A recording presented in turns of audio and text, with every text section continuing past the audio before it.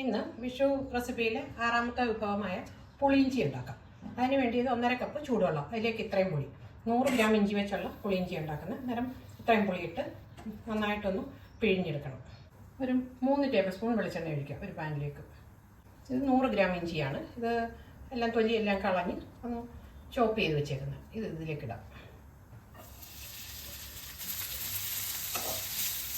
അതിലേക്ക് കുറച്ച് കറിവേപ്പില, പിന്നെ ഇതൊരു 10 ചെറിയുള്ളി അരിഞ്ഞതും 2 പച്ചമുളക്. ഇത് മൂത്തിട്ടുണ്ട്. ഇതിലേക്ക് ഇനി പൊടികളൊക്കെ ചേർക്കാം. 1/4 ടീസ്പൂൺ മഞ്ഞൾപ്പൊടി, പിന്നെ ഒരു 2 ടീസ്പൂൺ മുളക് പൊടി, പിന്നെ ഒരു 1/4 ടീസ്പൂണിൻ്റെ പകുതി കായപ്പൊടി.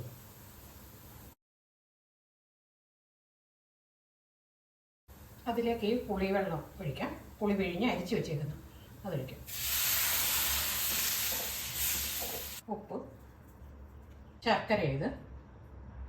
ശർക്കര ഉണ്ടായി അരിഞ്ഞ് ചേർത്താലും മതി. ഇത് ശർക്കരയാണ്. 1 ടീസ്പൂൺ ചേർക്കുക. ഇനി നന്നായിട്ടിരുന്ന് തിളച്ച് പറ്റട്ടെ. ഇതിനി ഇത് പറ്റിയൊന്ന് നോക്കാം.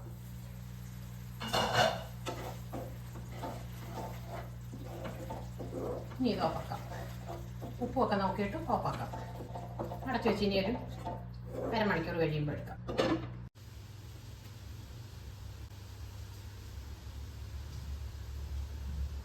ഒരു കുപ്പിയിലേക്ക് ഇനി മാറ്റായത്